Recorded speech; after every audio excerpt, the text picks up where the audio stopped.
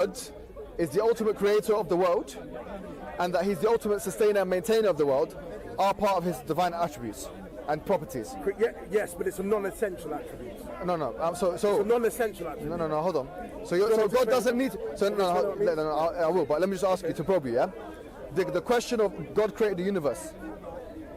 Yes. The fact that God is the ultimate creator of all that exists, and that God is the ultimate maintainer of all that exists, and that God is the ultimate sustainer of all that exists. Yes. Are these divine attributes or not? They are, but they're non-essential. So what do you mean by that? So you don't need to have them in order to be a God. Yes, exactly. Okay, then this is a problem. Okay, why is it a problem? That's exactly the problem. Tell me why it's a problem. Yes. Here, you've contradicted the Old Testament, by the way. Okay. I have to tell you. Sorry, say. No. You've contradicted. But, okay. But let's just say. Let's forget about the Old Testament and text now. Logically, what you've had to do, and this is so amazing, wallahi, it shows you, wallahi al-azim, yeah? It shows you the superiority of Islam. I'm back with you, Wallahi, you should be a Muslim. Because you're an intelligent guy. Look, I'm telling you. What's the point? Andrew, Josh, let me tell you the point. Josh, listen to the point. You have had to resort to redefining what it means to be God in order to get away from the fact that there's one ultimate God that subordinates to all of the other entities. Can I explain why I haven't done that? Yeah. You want me to explain what I meant by non-essential? Yes, of course. Okay, so there are certain attributes that make God God. Like what? Okay? Like what? Such as omnipotence, omniscience, and perfect goodness. Okay, hold on. 1 second. Let me finish. Being the creator and sustainer of the world is a non-essential attribute. Is there any text to back that up? Can I finish, please? Yes. Can you say the text? 1 second. You were just saying logic, so I'm trying to show you logic. So, you do this logically, yeah? Can I? Yes. Yeah. Can I say something? So, unless you are going to say creation itself has always existed, then that means that it must be a non-essential attribute of God. No, that's not true. Tell me why, please. Let me tell you why that's not true. Why? You agree with me that God has the ability to, for example, forgive. Yes. You agree with me that God has the ability... He forgives sins, yeah. Yeah, forgive sins. Yep. To punish. To love. Yes. Etc. All right. Now, were there always people or entities that God could punish? Were there always people? Yeah. An entity as what? For all eternity? Yeah. No. All right. So there was a time where there wasn't something, an object that God could basically punish, yeah? Yes. Before Yet he had the ability to punish from day one. Yes. So the fact that I'm not saying that it goes. I'm just saying that there's a confusion here. Just because God has the ability to do something, it doesn't mean the effect of that ability has to be present. Okay. Now, can I say to you? Why I meant it's a non-essential attribute, because what the attribute you're talking about is omnipotence. That's the ability to perform an action. So you're saying omnipotence, so omnipotence is an essential attribute. Okay, being the creator and sustainer of the world is a non-essential attribute. Really? Yes. Really? Because then you will have to say, 1 second, being, which is a present tense thing, being the creator and sustainer of the world. No. Having the ability. Then that's omnipotence. Okay, fine.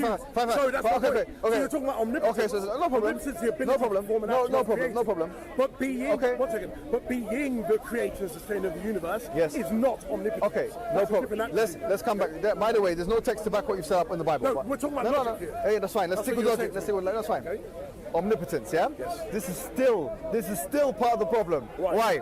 Omnipotence, omnipotent, yeah? When you have the ability and strength to control everything of creation. Yes. Now, according to your taxonomy, according to your classification, according to your categorization, according to your own words, you have said today that basically the Father functionally, and there's a hierarchy, there's a functional hierarchy where the Father is the top of that functional hierarchy. He said that, yeah? Okay. That would suggest that the other two entities are not equal functionally to the Father. Okay. Now, in terms of omnipotence, the ability to do things, this would yet and still apply there. So God's omnipotence, or the Father's omnipotence, is higher than the other two, yeah? No, because you're then conflating the issues again. Why? Because you're talking about their ontological status, which is their properties that they have. No, functionally. No, so functionally is their relation to each other. Okay? No, functionally. No, so do you want me to explain again what I mean? Yes, sir. Relationally, they are different. Ontologically, they share the same properties. The Father, Son, and Spirit are omnipotent. I'm surprised that you're saying this. Goodness. No, because you're not understanding. You're conflating two issues. No, but it's Joshua. Can you please be honest with me? What's it to do with honesty? No, please. Because I know. Have you studied philosophy of religion? Because then you'll understand. Let me say something, please. Please, yes. I'm sure. Yes. Please be honest with yourself as well. I'm sorry to say it like that because I believe that you're trying to square a circle. A Unitarian. One second. If you say my point, okay.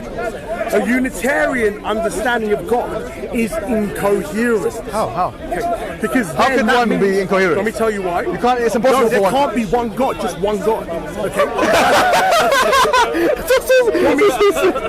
Can I explain? Can I explain? So you understand what I'm saying? Can I explain? Yes, of course. I'm just saying. Sorry. So I'm saying, are we doing it for? Is it a comedy show? No, because you said no. We're gonna have a conversation. Of course, we're having a conversation, Josh. So why I said it's incoherent for there to be one divine person is because that one divine person would not be perfectly good, and perfect goodness is an essential attribute of divinity. So if there was a Unitarian person, a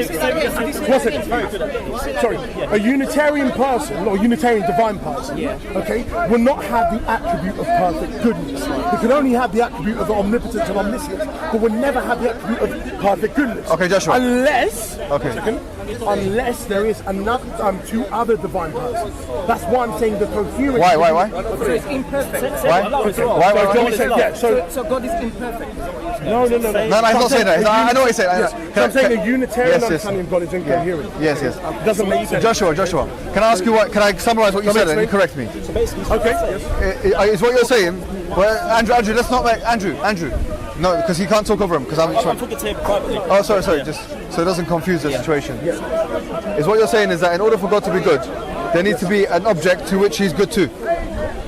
Yes, of equal status or equal status. Yes. That's what your argument is, yeah? So because God is, I understand where he's coming from. I understand what he's saying. He's saying God is love, for instance. Yeah, okay. So yes, exactly. Exactly. All right. So what you're saying is, in order for God to show. Yes, sir. You're saying in order for God, because this is the William Lane Craig argument, but let's just use it actually comes. No, before. It starts Richard St. Victor in the 11th century. Before him, Richard Swinburne is one who actually defended it. All right. Not so much. William Lane Craig does do it, but it's not actually a good argument. Okay, good. All right. Now, what you're saying, because this is important, again, using logic, that in order, if we're saying God is all good, well, let's say He's love, like you said, yeah? God is love. So perfectly good. Yeah, perfectly good, perfectly loving, yeah? If that is the case, He needs an object to be good and loving too, yeah? Of equal status, yes. Okay, so that's your contention. Let's say, going back, because you admitted and you agreed with me before, that God has always had the ability to punish people. Omnipotence, yes. Yeah, punish, yeah? He's being punishment. Now, that's included in His omnipotence. So, were there any objects that He could punish? You said no. So here you've contradicted yourself. No, you have. You definitely contradicted yourself. Why? You have 100% contradicted yourself. And if you say no, I'm going to start losing respect for you. Now, let me tell you why. Okay, I'll show you. 1 second. Because here do you want to show me why I've contradicted Yes, myself? of course. And then I'll show you why. No, you've definitely contradicted yourself. Tell me why. In the beginning you said you have objects, yeah? You agreed with the premise that in order for you to manifest, in order for you to have the right of being labelled, for example, as all-loving or omnipotent, you have to have objects to which you are all-loving too. Forget about equal status. No, that's the most. Okay, hold on. I'll show you why. But just for the sake of argument, you have to have objects to which you're loving towards. Yeah. Yes. You've agreed with me that God has always had the ability to punish. That included before any creation existed. In order for you to maintain that position, you'd have to drop the fact that there had to be an object there. Because here, God didn't have an object to be, God did not have an object to punish. Yet He always had the ability to punish. So now, either you're saying that God did not have the ability to punish, and that He only developed that ability later on, or you're saying God didn't need an object to punish in order for Him to have the ability to punish. That is how it is. Can I give you That's how it is. 1 second before you conclude. Yeah. Can I give you 2 points? 2 different issues Thank here. you. Thank Omnipotence Yeah. or power. Yeah, I know you're going to be a Muslim after this. No, I'm not. Can I explain, please? Okay. Power does not have to be exercised to be possessed. goodness does. Now, one second. I'll give you an example. Yes, okay. I can be powerful without ever exercising my power. That's false, man. That's logically, it doesn't. That has no logical. That has no logical. One second. Yes. I can possess a level of power without ever utilizing my power. Yes or no? Hold on. Of course you can. Yeah. Good. Yes. So you agree with me? Yes. That's our point. But goodness is not the same. Why? Goodness has to be exercised. No, it for someone doesn't. to be No, it good. doesn't. No, it doesn't. How do you tell that person is good there? No, let me say I something. can say that person. One second. No. I can say he. No. Let you're me wrong. explain. Then you'll understand what I'm saying. Explain, yeah? 1 second. I can say he has a level of potency, but I can't tell you what his level is unless he Joshua, shows me. now you fumble it. One second. But I can't say he's good Patient, or brother, evil patient. unless an action has been performed. That's nonsense. Why? That's nonsense. So- Let me tell you something. Joshua, No. please. Can I- Joshua. can I explain it? No. Let me ask you a I'll let question. You've made something. You made a point. Let me make a point. Okay. The point you've made is that this is the most weakest false dichotomy I've seen in my whole life. Promise. No, hold on. 1 second. Logically, it doesn't add up. Mohammed, 1 second. No. You're very please. good. 1 second. You're very good at being the showman. Don't do that. I'm not. Analyze my You're argument. That's good. what I really want you to do. Okay. Analyze, Listen. understand my argument, Listen. refute it. Let me- Don't do all the showman No. stuff. It's not important. Okay. Yeah. Just analyze I'm my just, argument. okay, fine. Analyze my argument. Fine. Okay. If you feel like I'm a bigger showman, No, but then I analyze apologize. my argument. All That's why I right. want you I'm to sorry. do. I'm sorry. Because then you refute me. Okay, let me do it. Let me do it. Thank you. Let me do it. You put Mother Teresa in a room by herself, yeah? She's not good now. But how do you know she was good, Mother Teresa? Because she's performed Wait, hold good on. action. Hold on. No. 1 second. No, you. Your analogy doesn't work. Joshua, please. Okay, I'll let you finish. Stop. I'll let you finish. Stop. I'll let you finish. Stop. I'll let you finish. Okay. Then I'll say. Yeah. This is a ridiculous argument. Say why. You're saying that if someone doesn't show what they have, they don't possess it. That's what you're saying. So, for example, we're saying Mother Teresa's good. We're presupposing that she's good, that she wasn't a serial killer in her, or something like that. Let's say Mother Teresa, put her in a room by herself, yeah? Is she good? You're saying we don't know. This is the most. Excuse me. This is the most. Sorry. This is the most ignorant of logical Pharisees. No. If you don't know, it's an argument from ignorance. No. Excuse me. Stop. Let me just finish. It's an argument from ignorance. You're saying if you don't know something, it doesn't exist. No. That's exactly what you're saying. Mohammed, 1 second. It means that you haven't actually understood my argument. No, that's what you said. Number one. That's what you said. Number one. I just wanted to make the point that this man, I've spoken to him before, right? Many times before. And to be honest with you, I've always seen him as more intelligent than me. I've always seen him. Why? I'll tell you the truth. He, especially in matters to do with Christianity, he's a PhD, almost a PhD holder. He's very, as you can see guys, very logically grounded, trying his best. I promise you, today what we found is not that I'm a better debater than you. That's not what we found, yeah? Or that I'm more intelligent than you. Because that's what something we're sometimes like accused of, isn't it? So you're getting people that have low knowledge, that have no understanding, and you're putting them into the corner and you're asking them all these different questions and using all the different jargons, and they don't know what you're talking about. Here we've gotten someone who literally is on the brink of being a Christian scholar, okay? And what I've been able to hopefully show is that the concept of the Trinity, from a logical perspective, cannot be justified, it's incoherent. Now, why I wanted to end with this is because really, I respect you as a man, and the way you conduct yourself is fantastic compared to especially the J. Smith camp. You really are a shining star. Yes, listen, I'm saying it from one Muslim to a Christian. You're a shining star in terms of Christian people promoting their religion. Today I'm going to just cut to the chase and say, listen, you're a humble man, you're a sincere man. I invite you directly now to the religion of Islam. I'm just doing it like this. Why? I'm just saying, I want to be in communication with you. I want to talk to you. And then just kind of like take you through what we believe in from our perspective for just a few weeks. I'm not saying convert now. I'm saying shahada. No, I'm not saying. I'm saying, please, I know you've looked into Christianity in depth. Can we do ourselves and humanity a service? Yeah? We'll exchange numbers. Obviously, we don't want to give numbers in public. Your intelligence, if you bring it now, if you were me and I was you, I wouldn't do as good as you're doing. Actually, to be honest with you, I would not. I don't even know how you did it. You made it seem like there was an argument. What I'm saying is, if you are me now with my arguments or with my religion, I personally believe that you will be one of the most potent forces in theological. Seriously. I play for Arsenal. I have to move to that Man U now. Signing a contract. I'm not saying signing the contracts. Just see how our players play first. See what we're all about. See how company policies will change numbers. I'm just saying, for educational purposes, you can teach me about Christianity as well, because I learn a lot from you. Does that sound alright? We can always speak. Yeah, we can speak. But one second. Yes. The only reason, the reason why I'm Christian, okay, is because we can look at the historical aspect, because the resurrection for me grounds the faith.